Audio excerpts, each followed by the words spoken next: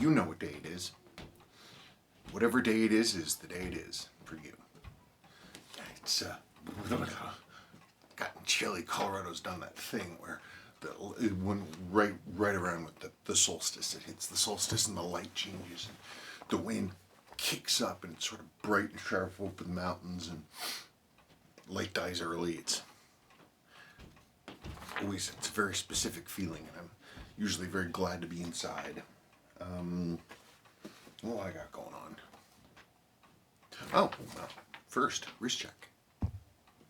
If I can push the button. Okay.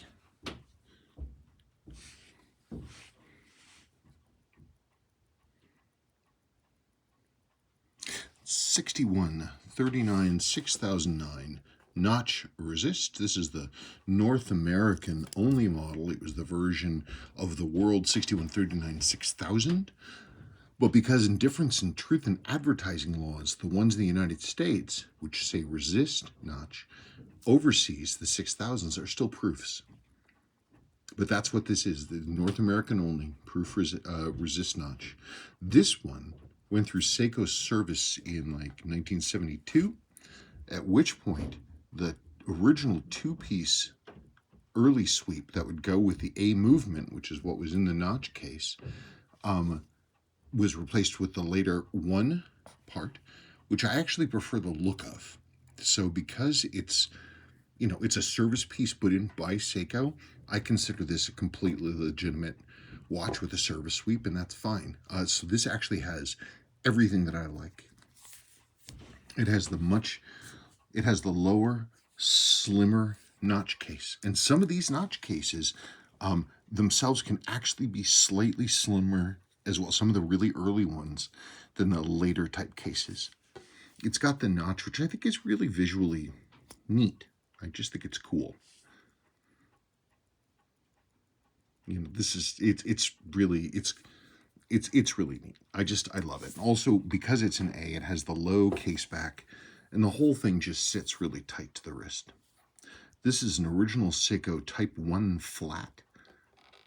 The first crystals on these, well, let me show you something. This is sort of in my museum of watches. This is an original watch. It came to me more or less like this. It was a little bit more together, but not much.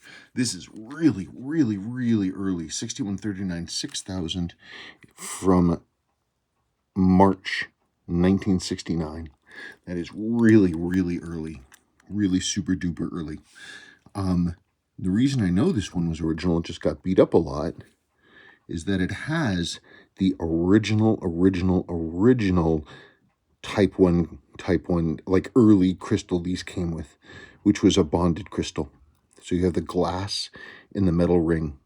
Only the very, very early ones had that. So, but you see, one of the things that's nice about it then, because the glass is completely flat, top and bottom, very, very nice clarity. But so when they came up with the Type 1 flat, which was no metal ring, it was all glass, it too was flat, top and bottom, but they weren't as strong as the later double dome crystals. So you see the double domes as well. This is just flat as anything, and they replicated it, and then they domed it a bit. This was someone's watch, man.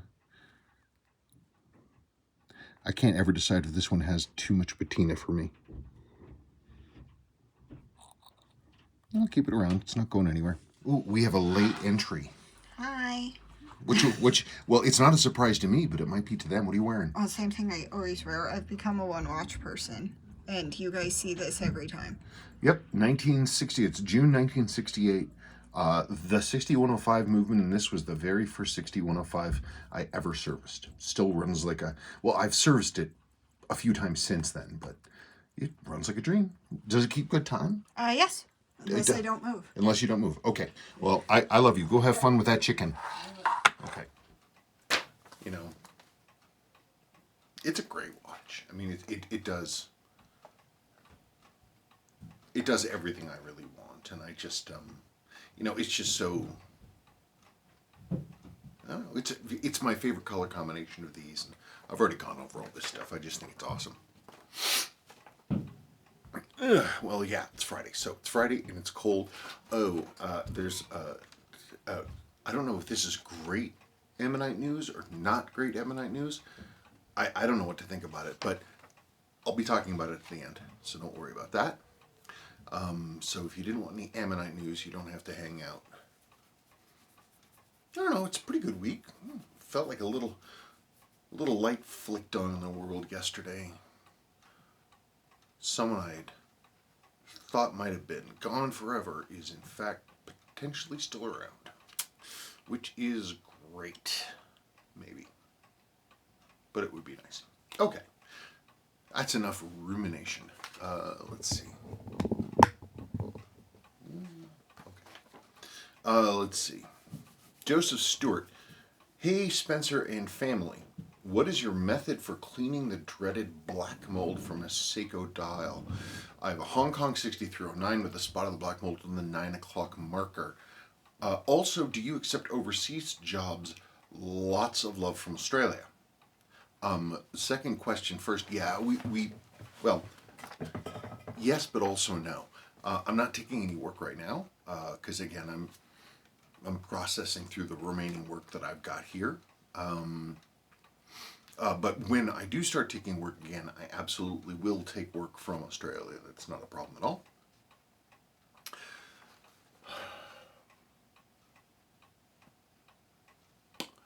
Black spotty mold. The thing is,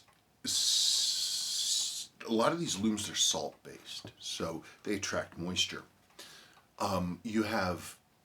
There's all kinds of ways for contaminants and things to get mixed up in the moisture that's inside, and then you can and then what the problem is then the loom pulls the water and it sits there. It'll sit on the underside of the crystal. Inside of the crystal it'll condense, and when it's in there, it's moving in through temperature differentials within the watch, and when it gets pulled to the markers, it sits there, and the salt can start to activate with the moisture, can start corrosion, and so you get a lot of the black stuff is, in my theory, is corrosion of metallic elements. It's not really mold. I have a formula that I have that is kind of useful. The thing is that it's right now, because I don't entirely understand exactly how it works. I know the general theory of what it is that I'm doing, but I'm no chemist. It seems, from my perspective, to be more art than science, which means that there's something critical that I don't understand, and I don't know how to communicate that information out in any way that will be helpful. But I started thinking about the black spots and the discoloration of loom. I started thinking of it not so much as mold or as some kind of coloration. I started thinking of it as tarnish. So I was like, okay. And so what you do is you've got to find a way to attack the tarnish first. And then you have to have a secondary way to get it where you can clean the loom out. And also try to brighten it. There's a bunch of different stuff that you can use. It's super windy out today too. And we had to go, we all went and got booster shots for COVID today. So my hair's all blown up, so I keep getting distracted by that. Anyway. So I mean, there's a whole, there's a list of different things that I do, with some things that are mostly positive, not that risky. Some things that if they work out, then it's going to be great, and if they don't, well, that's kind of, time doesn't go backwards. That's the biggest thing. I think the biggest key is to figure out how to get tarnish out of there, to get the oxidized metals out of there. So I don't know, it's not like you're going to go out and get concrete etching acid and start dipping it on there, but something like, something cleaning concrete, cleaning stone, cleaning metal. And I'm not being cagey and weird about it because, but deliberately, I should say, because most of the stuff I've made, I've done so on the fly, and I mostly record what I do. Mostly. But I would have to really get into experimentation to confirm what I think I remember. Whew, that was a lot of answering with no answers in it. Anyway, lots of love from Australia, lots of love from Colorado. Next question. Watching Brief. Spencer, you should know that New Zealand is actually an outer suburb of Australia. Smiley emoji. Well, I don't know. I've never been to either country. I'm assuming you all have sort of a friendly rivalry and sort of like to poke fun at each other, but I'm not privy to that. But I'll be watching this online conversation to see where we go. Bruce Barlow. Spencer, I've been lucky enough to have visited your great country a few times now, and everyone I've met was warm and welcoming. Good to hear. My last visit with my wife was to New York City in 2017. Went to a Yankees game, visited the World Trade Center. I'm not laughing because of you. I had a memory about my dad when I read Yankee Stadium. Sorry. Went to a Yankees game, visited the World Trade Center, saw the Statue of Liberty, and went to Philadelphia, saw the Liberty Bell. We will visit again one day. New Zealand is also known as the land of the long white cloud. That's cool. We love all visitors here, more the better.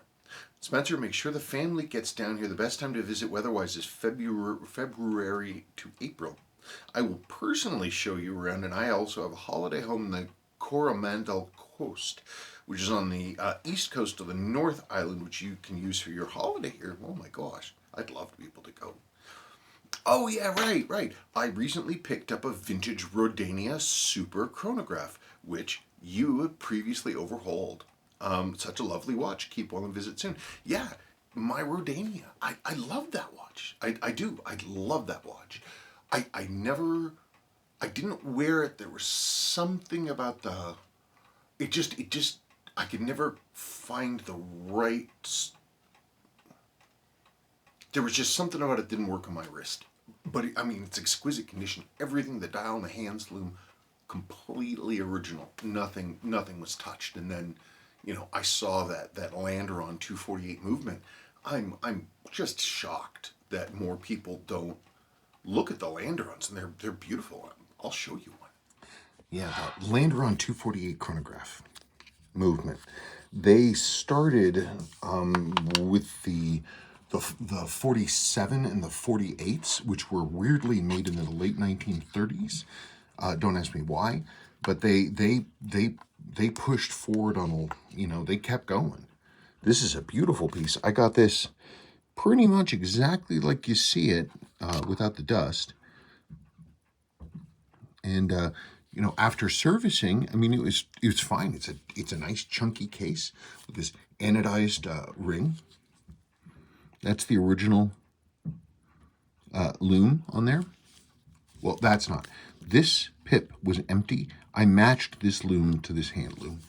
But the movements really are amazing. I'm being really bad by opening this, but whatever.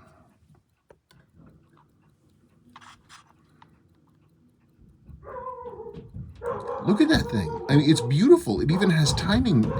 It even has timing screws on it.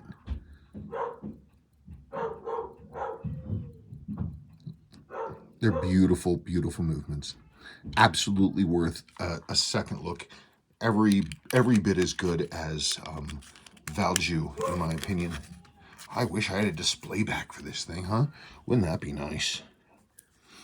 And I did look. I couldn't find anything. Anyway, beautiful, beautiful watch. And you can find them. They're still all over eBay. You can find things like this, and for not a whole lot of money for a really good quality Swiss watch. Just completely overlooked. Completely overlooked. Everybody looks at Valjoux and they nobody thinks about Landerons, which is too bad because they're nice stuff. T.N. Ronan. I'm wearing a 7548-6309 hybrid right now. It's my go-to watch. I wear it all the time, and luckily I have a 7548 expert near me for back when it decided to take a dump. I love this movement. I've thought about doing that. I've never taken a slim case 7548 and put a mechanical in it. I've done it with the 6309. In fact, that's my 6309. Put in with the 6309. I put a 6309 movement in a 6309 watch. Yes, but no. I put a custom built 6349 in that watch with mainspring arbor jewels. So yes, but also no. I have I don't know. I think the big one that I have is my 7549 7010 300 meter tune-up, which has that same kind of movement in it. It's a 6349 with added hacking lever and upper and lower mainspring arbor jewels. It's nice. I've been considering, because I have a couple 7548s. No, but they're all original. I would never do that. I guess maybe if I went through and got enough parts, I have cases and parts and bezels and things, I could build one. I don't know. I'll think about it. Okay, this is a question about one of the Seiko 50, I think it's the 5200 to 5600 chronometers, with the front loading case. David Horton, after you pulled the stem, how does the movement come out of the case? I'm working at one at present and cannot quite figure it out. It looks like there might be a retaining ring that slips out, but it's not coming out easily. It's what you got there is it's basically it's not a fully rotating locking ring, but it's a rotating locking ring. Sorry, I'm trying not to sneeze. Watson's World of Wonders. I actually bought a new Seiko Group piece. So Seiko Group is going to be like Seiko and like Seiko and Alba and Loris and stuff like that, things that are made by them. I actually bought a new Seiko Group piece, a Loris Y676 automatic. The Loris Y676 is a 7S26B apparently, and I looked at the listings online. Yeah, it's got a 7S movement in it. Well, here, let me finish reading your comment, I guess. Loris Y676 automatic, aka the 7S26B, heard quite some good vibes on these new Loris that I had to have one. I'm actually enjoying this video as I finish off rebuilding my rare Slava tank auto. Only got the hands to go, and then recase it, job done, another Soviet classic back in the collection too. That's great. I looked at it. Yeah, it's the Loris Y676. I just Googled that. There was a big long model number, but I wasn't familiar with it. But I did look at it. It's not a bad looking watch at all, and they're cheap. They're like $118, $120, or something like that. I don't know. It's bananas. They were really cheap, really cheap. Screw down crown, 100 meters, I think. Actually, I'm not sure if the crown is screw down. You want to talk about your bang for the buck watches. Mike D. Spencer. I have a question for the next mail call if you'd like to include it. Sure. I recently picked up a first gen orange monster. Admittedly, a rebuy, in fact. Oh, you had it, sold it, and then you were like, I shouldn't have sold that and bought it again. I've decided the watch is a keeper this time around. The overall condition is absolutely excellent and is keeping great time. It is a March 2005 watch, and I do not know of any service history. Being that it looks mostly unworn, would you immediately get it serviced? I'm going to wait until I graduate and a tad more financially stable. That would be 2023. But I figured it would be a good conversation point and would enjoy hearing your opinion. Well, I mean, if you're not going to wear it, it doesn't matter. You can, if you're not wearing it, it can sleep forever. Just sleep in the dark, and it'll be perfectly fine. If you're going to wear it regularly, I would say don't until it's surfaced. It wasn't that long ago, and I'm sure the movement is clean. The issue is, of course, there were always, like, there've been, oiling oiling issues on the later 7Ss and then the 4Rs and the 6Rs. So, I mean, the biggest thing is that the lubrication just isn't there anymore, or it's thickened up because the volatile elements have percolated away. So that's the only thing. If you're not gonna wear it, doesn't matter. If you're gonna wear it, don't. Okay, this is a comment on a video about the Seiko 7A. Hang on a second. Why isn't it letting me stop? Okay, I found what I was looking for. So this comment from MattK04, he was talking about this video that I made very recently about this watch, 7A28, 7049, 100-meter sport. Cool. I have my father's from April 1984. My mom gave it to me on Father's Day, 2 years after he passed. I'm sorry about them passing your father. I am. If I recall correctly, he got it from an anniversary catalog through work for 20 years of service. And you have it. That's cool, man. Did they engrave the back? Does it actually say, like my grandfather's retirement watch, it's a, crazily enough, it's like a 14 or 18 karat gold solid Gerard Perregaux, and it has his name and date and stuff. So is yours personalized? Be very curious about that. This watch, by the way, I just serviced this, fully serviced this, built this, cleaned this, went through this entirely, did everything. It's original. It's honest. What you see is what you get. It's an attractive watch, and it's for sale, fully serviced. I went through everything on this. It got the works. So that is for sale on the website and at clientVintageWatcher.com. clientVintageWatch.com. Sorry, I'm looking at one of the bracelet pins. I'll have to tighten that one up. Boy, that's a nice watch. That's a nice watch. Okay, so anyway, it's a great watch. Randolph Cirillo. God, I miss watching your videos. I'm right here, buddy. Though I really was getting really spotty about my videos for a long time. I mean, the whole, the whole adjustment to the whole ADHD thing, especially the ADHD meds, they just, until they kind of settled down and we figured out what worked, that it was a real challenge for me to get my brain lined up long enough to make a video with any degree of anything. Let's see. I don't know why YouTube stopped putting your vids up on my feed, probably because I stopped making regular videos. I used to watch Mail Call every Friday. You still can. I love your Rolex vids. Yeah, you know. I loved your root beer, so wish you still had that one. Yeah, you know, but yeah, I was looking at old pictures of that root beer, 16753, and I was looking at pictures of that one, and I was like, that was a nice watch. That was a nice watch. Pretty. I just couldn't really pull off the gold. It just kind of wasn't me. Anyway, keep it up, bro. You too. I love your whole chill way.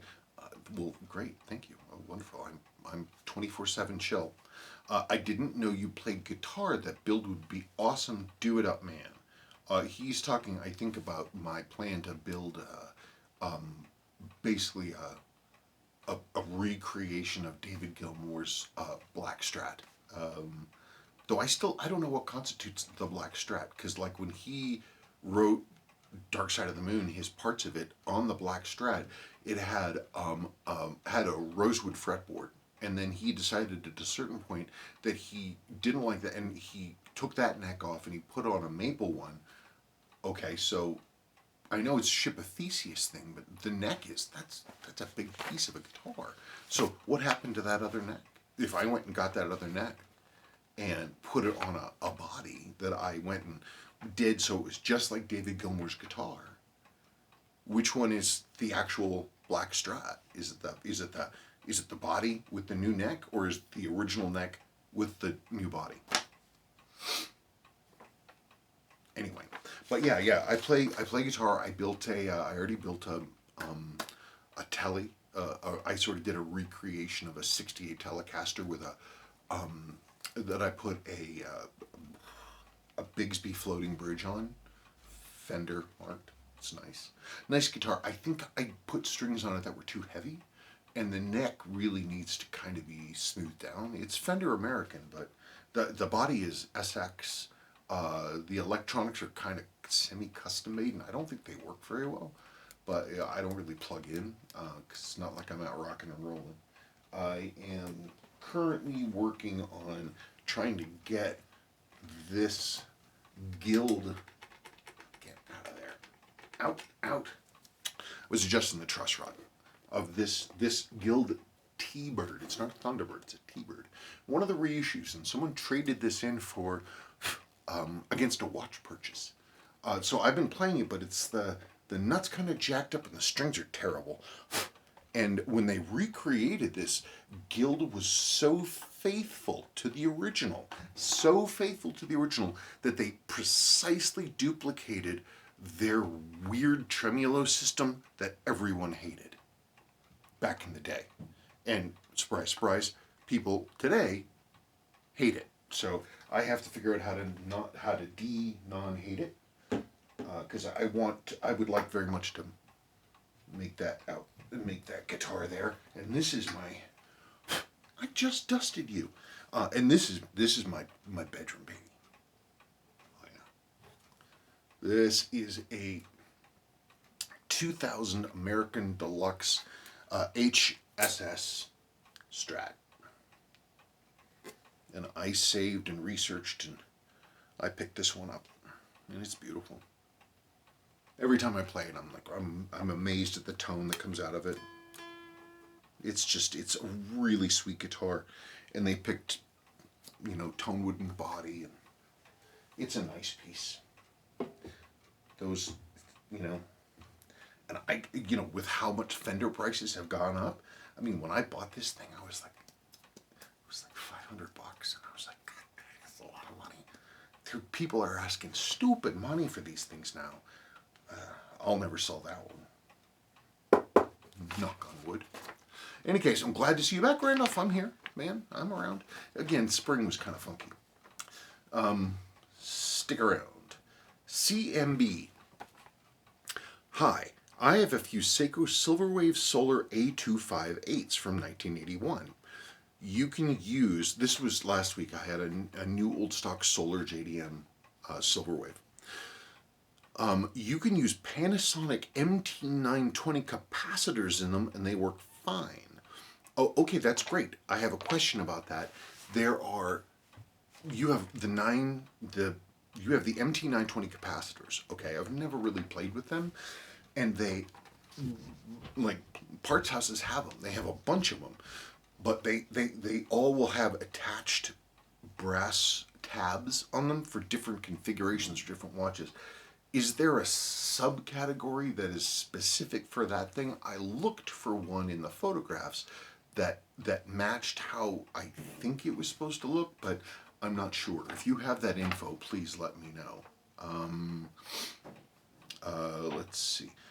Anyway, my two Solar A258s are both FIFA watches. One belonged to Jimmy Hill, and the other to famous football journalist Steve Curry, both from FIFA World Cup España '82. That's crazy. That's cool. That's wild. That's cool. I will, if you have the information about the capacitor, let me know.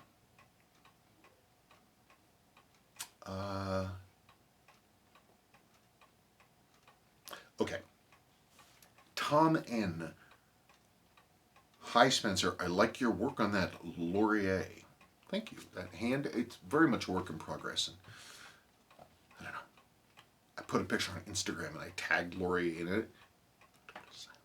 So maybe I offended somebody. I hope not, but it's possible. Who am I to think I can improve such a great design? And it is a great design. Beautiful, beautiful watch. That sounds like a cat sneezing. Really weird. Okay. Question about adjusting day and date. I've learned to always adjust with the time set between 3 and 9 to avoid damaging the day and date mechanism. Yet, I saw you do this on the 6306 at 10 o'clock. Don't mean to call you out, but what is the official word on this? I know the problem is that I know I can get away with it because I know the movement. Those movements, their date finger is plastic. It's a plastic C. So if you advance it at a time that finger is coming up, it just gets pushed down. You can go clunk, clunk, clunk, clunk, and it just gets pushed down. And the day, it's not a hard connection, not like a hard connection in the date driving assembly with the day wheel either. That C has a couple tabs in the bottom and slots in the base driving wheel that can go back and forth. That said, it's not something I'm supposed to do or that anybody is supposed to do, mostly because you don't ever want to get in the habit, and because it's a bad habit, because if you are where is it?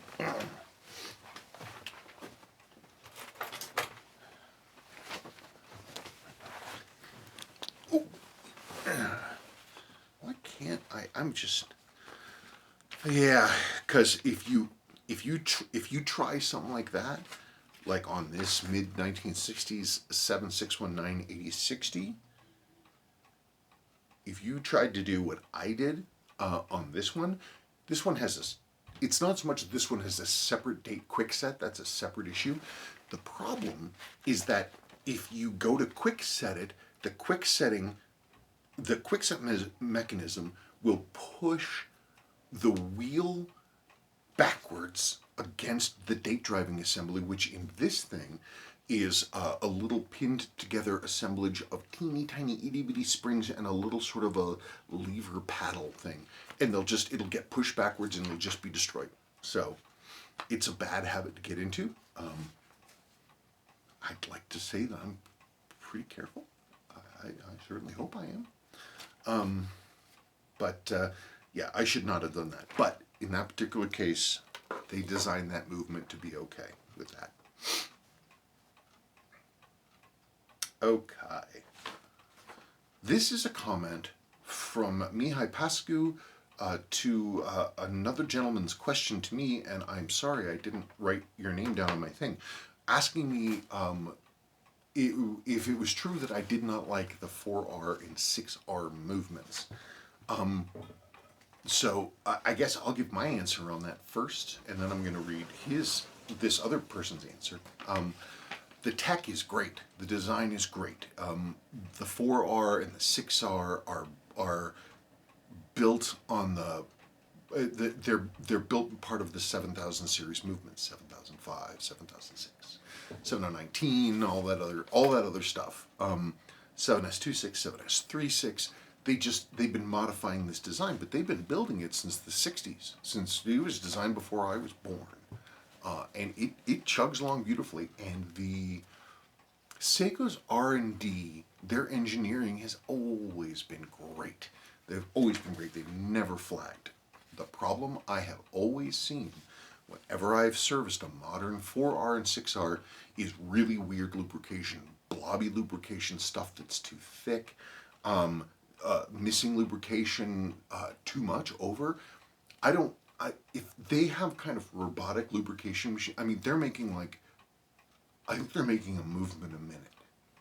And so, I don't know, maybe they need to calibrate the machines, or maybe I don't know. That's what I've seen is lubrication. But the tech themselves is great. So if you service 4R or 6R, I've gotten excellent numbers out of them. So, yeah, it's the QC issue more than anything. Mihai Pascu's answer to this same question, I figured I would include it because it's good info. In my opinion, they are even better. They all, including 7S26C, have jeweled blower mainspring arbors, and they have all diafix for the escape wheel and third wheel. Only old ones did not have, except for 7S36 and 7019, which both had diafix. I've been pretty lucky with them. They run quite strong out of the factory for me. I've never had one running badly and or low amplitude. That's crazy.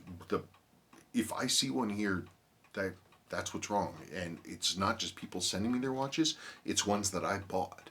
Brand new Seiko watches. My SRP 775 was like that, janky, right out of the box.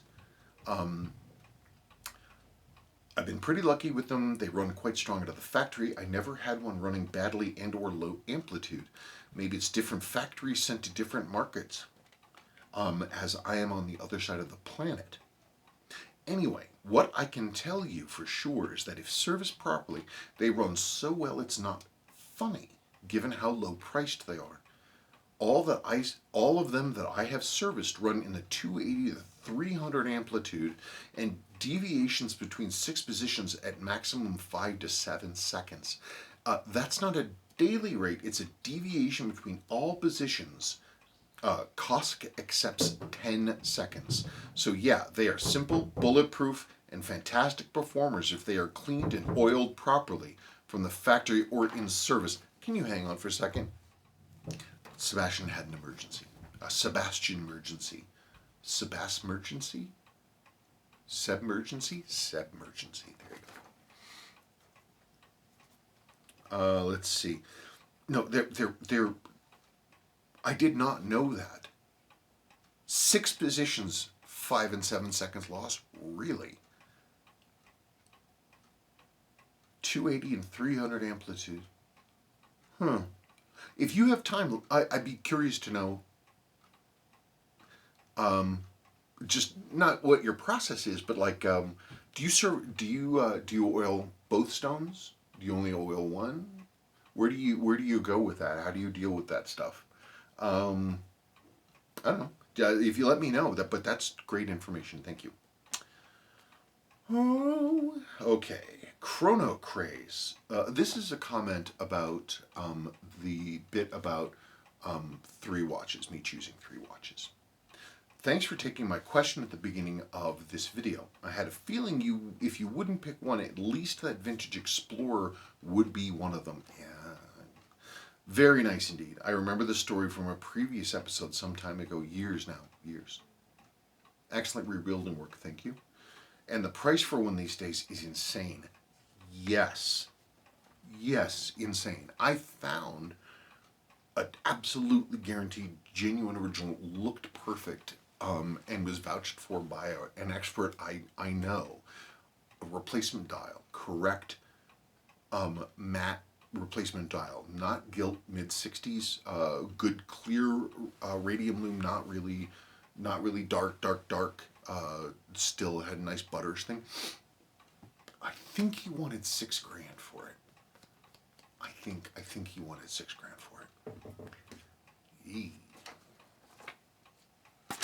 I'd love to put an original dial back in Uncle Dick's watch. I'd love to put an original dial back in Uncle Dick's watch, but I'm not putting a $6 grand dial into that watch.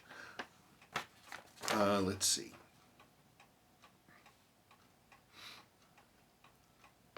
Almost any secondhand and or vintage Rolex falls into price insanity category these days. Take care and look forward to your next video. The Lejour is very cool too. Classic sci-fi fun fact. A Lejour chronograph is seen being used at the beginning of Fantastic Voyage. Not the same style as yours, but cool to watch spot and see the movie, albeit very brief. Again, very cool, nice watch with the Seiko Marine Master. I know I will eventually need the Seiko back in the collection. They have so many great designs varied across genres. If I had to pick one, it would likely be a Seiko diver model. Which one? Not sure yet. Just within the dive line, there are so many greats to choose from. Yes, just the 3 watches that you have chosen would cover nearly all your watch enjoyment needs in a small 3-watch collection. Thanks, I thought so too. I thought so too. That would cover me for anything. But yeah, the Explorer, that's kind of a forever watch. I just love that it's Uncle Dick's. I love that it's here, and that I got to fix it, and it's like everything in life just moved to make that happen. It was great. Okay, Colton Prater, I got you, buddy. Could you talk in your next mail call about the Seiko 5606-6029? Yeah, absolutely. This is a really cool 5606 even for Seiko, an unusual case with a taper bracelet that makes it look cuff-like. It's not very wide. It's 34 millimeters, not counting the crown. But the case is long and actually hooks over on the end to go in and bend in, meld in with a horizontal bar type bracelet. And they're super cool with this this radial periwinkle dial. They're cool, and I have one. And yeah, I'll dig it out and talk about it. And I will do that.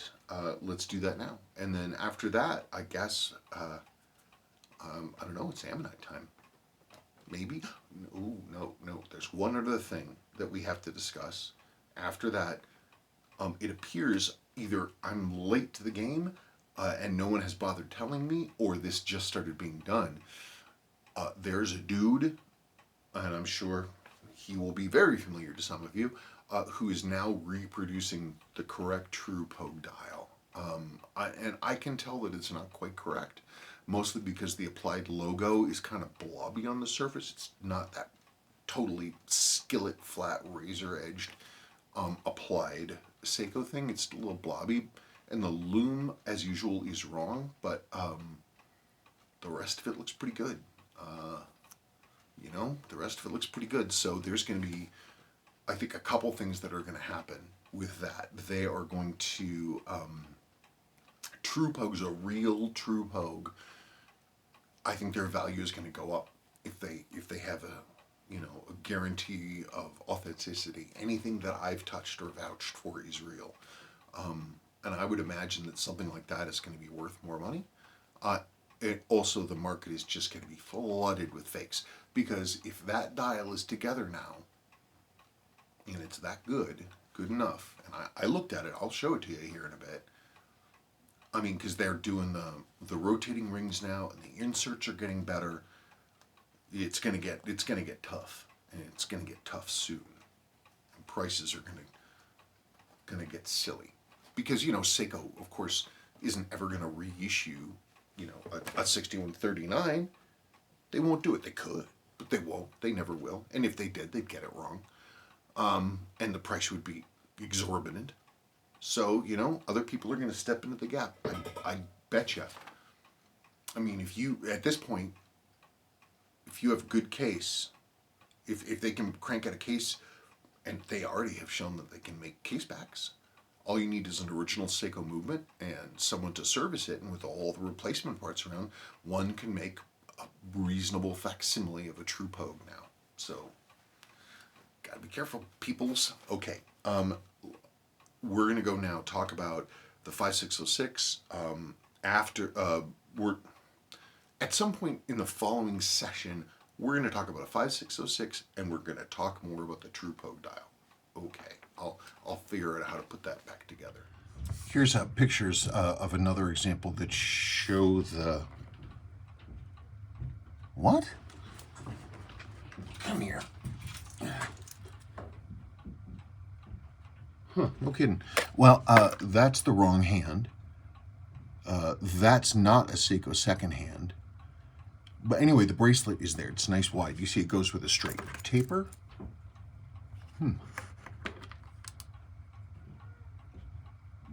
Yeah, look at this one's been polished like crazy too. And the leading link is bent. Oh God, cracking wants in. Still pretty though. Okay. So we see this dude, Restore 2020. He's been selling for a really long time. And his pictures look exactly like a particular seller I know who is located. There are a few, actually a couple, but they're located in the UK. One is in London, but I haven't seen that one in a. Yeah, this is the same one as Time Essence, isn't it? This is Time Essence come back again. Perhaps. I'm not sure. Also looks like this person who was in Bath. Their location claims that they're in Bothell, Washington. But the thing about Bothell, Washington, it is one of the locations that overseas packages comes in. So I suspect that these are not actually in the US at all. This person uses almost exclusively aftermarket parts. And you can tell when they do something that has the original dial, they'll mention it. Vintage Seiko calculator, original dial. Okay. There are some great.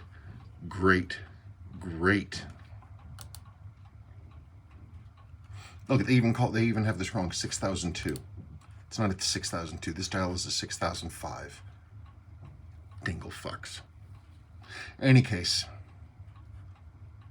that's kind of scary. I mean, there's the real deal. That's a real true Pogue right there.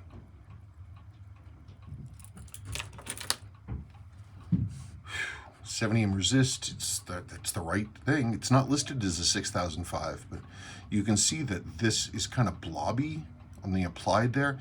And the lume on these, it tends to be, sometimes it's glossy or a little translucent.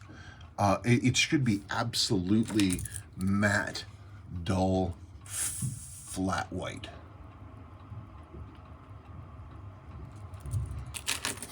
Everything here is fake. You can tell this sweep hand, it's too narrow. Two, it has the little button for the hand tube on there. This hand could possibly be real. If it's not real, somebody did a very nice job on putting this together. This is one of the aftermarket rings. This is absolutely an aftermarket insert.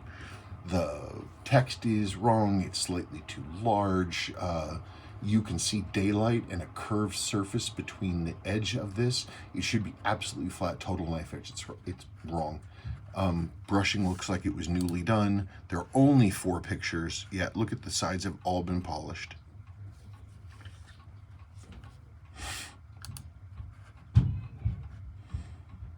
Yeah.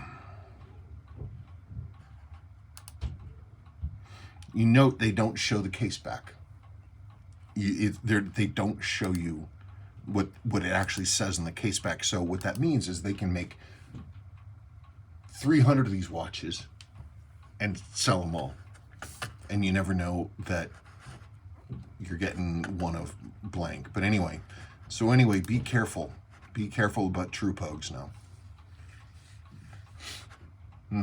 Crazy.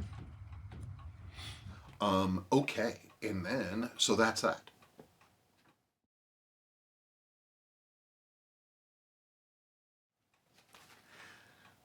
Ammonites.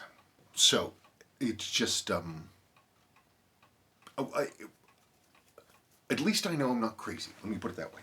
I mean, what are the odds that every rock I would touch would be an ammonite? That'd be like the strangest twist on, the, not sort of Damocles, Midas, King Midas. Everything you touch turned to gold. Everything I touch, if it's a rock and it's already an ammonite, it stays an ammonite. That's my superpower. So I missed the mail the other day, and I had a couple packages that needed to go out, so I trotted down the street, and I caught up with the mail lady in the next street, and we talked. But as I was talking, I was looking at one of the houses down there, which has what a lot of people here are now moving to get away from lawns. It's a thing called xeriscaping. This is a desert. This is high plains, arid, almost desert out here. We're not supposed to have green, grassy lawns. That's not what this place is for. Xeriscaping is where you replace your grass with native grasses and rocks and mulch and things like that don't need to water and will protect the soil. Their entire front is fairly recently xeriscaped. I mean, though I think they rescued a lot of the gravel they had themselves out of the land that their backyard they were digging around in. In any case, I'm looking at their stuff, and they've got this curve in front of the house, and they've got big rocks, and then they've got little medium rocks that go around the edge, and then underneath all of it is gravel. Every single one was an ammonite. Every single one. How many pieces of gravel are there in a gravel driveway the size for one car? What do you think? Every single one. Every single one. I took pictures. It's bananas. So anyway, I was waiting for the mail person, and I went over, and you can see them. There's the curve, right there. There's the center point. These divisions, these kind of like sections of orange here, those are the divisions between the chambers. And I just stood with my neighbor looking at the ammonites. You can see there's the jagged edge there, there's another curl here. This one, oh wow, well this one's actually, see that right there? Those could, I'm not 100% sure. Those could be tentacle hooks, but I'm not sure. But you can see the center here. There's the center hole. And if you follow the little black blips, it goes out like that. And there's a whole bunch of different ones there. Boop, boop, boop.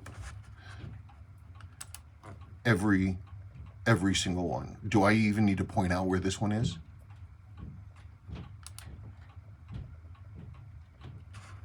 Look at that. Some of these, it's like, look at that.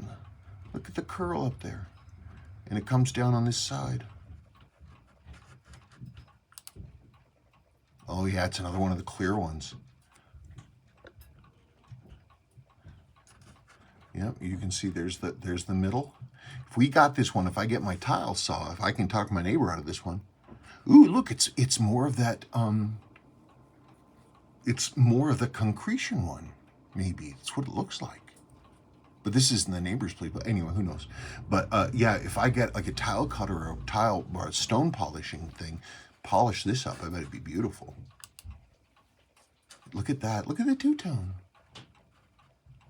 Isn't that pretty? Juka, juka, juka. Yeah, I got some real pretty ones. Do I need to show you where that ammonite is? Sea snail. Look at that. You can see juk, juk, juk, juk, juk. And this is some of that, whatever that stuff is. It's like limestone deposition or something. And it's only ever on half of the rocks, like one half of them. I don't know why. Oh, yeah.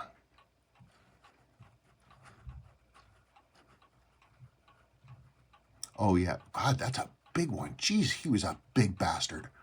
Whew. That was a huge one there. I haven't looked at that one. I haven't looked at this one. Though I see something in this rock there. That looks like another neat one down there. Yep.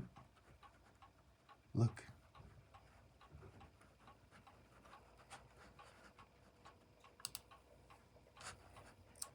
Yeah, it's a little hard to see, but there's, wait. There is one of the center points here, and you can see some of the pieces of the curves here.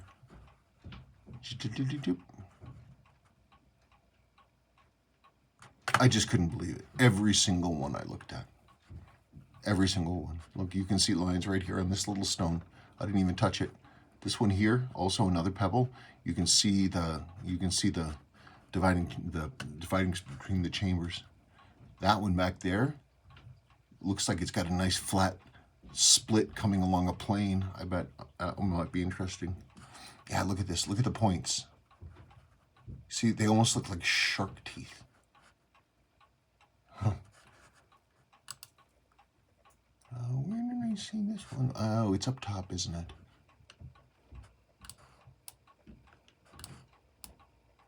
Oh, yeah. It's here. You can see part of it. Oh, and there's, of course, there's some right there, too.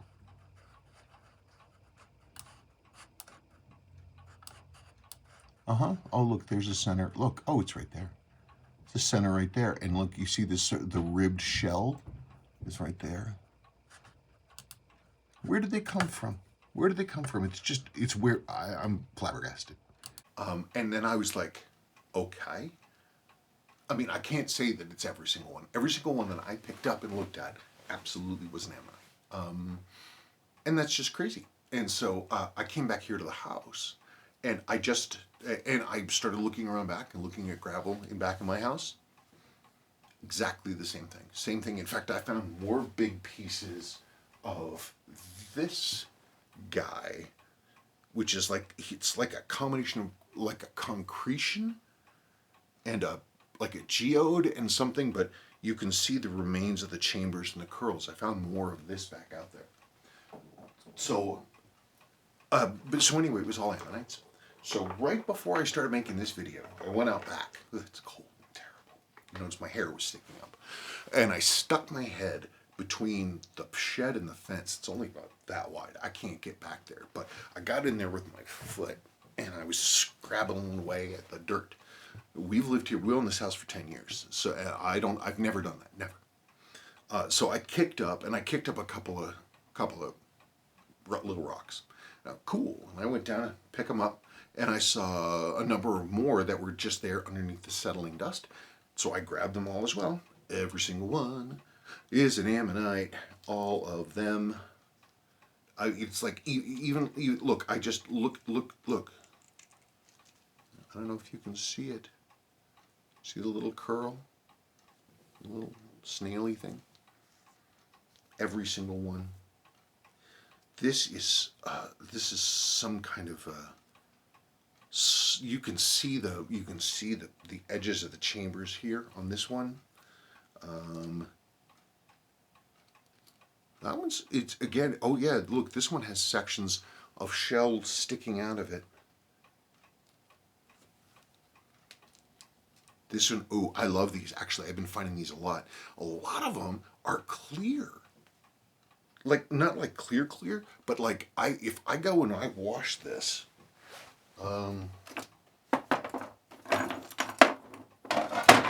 oops, it's like this. It looks like this. So it's not totally clear, but it's translucent. And so I'm gonna get a tile cutter, like one of those things of polishing stones, and I'm gonna start polishing these stones. And I've decided that to spread the word to the world, every watch I sell and service, every watch I sell and every watch I service will get a personally hand-chosen, hand-cleaned rock from me. You'll get something that'll be clean and pretty, and it's not going to be real big like this, because the ones that are big like this tend to get real big real quick. But ammonites everywhere. But you know, I called the city. The city told me to talk to the university. University told me to talk to the city. I can't find, I put a post on a Facebook page for the paleontology department at CSU. It got deleted in like 30 seconds. I wrote a fairly, I thought, concise and useful and informational email to a guy who is invertebrate paleontology, specifically with ancient marine ecosystems and corals and stuff. It's like, this is right up his alley. He's just down in Boulder. It's 43 minutes away. And nothing, total silence. So either everybody knows that every rock, apparently, in this entire city is an ammonite, and they just didn't tell me, or ammonites aren't cool, or I'm not making myself, I just don't understand. Isn't it an unusual happening? Somebody should let me know if I should stop being excited. Ah, look at this one. See, you got a turnout. This one, it's got the casting of the insides of the chambers, and they kind of walked. They kind of rubbed away. Look at that. Every single one. I didn't sort them. Nothing. Every last god. In fact, this one I almost left behind. I almost left this one behind. Look at that, it's a little half pebble. And you can even see some of the curve and some of the chambers on the inside of it there. Anyway, more ammonite fun. And that's really about it, people. So I thank you so very, very much. And stay warm. And, I don't know. Ooh, cop driving by. Man, we never get cops coming down this way. Oh, being followed by a minivan. Sounds like the start of a spy novel. Oof, I don't like this time of year. The low sun and the weird, icy, drained sky. It just reeks of just long, lonely afternoons in the winter many years ago. Any case, that's it. Folks, have fun. Bye.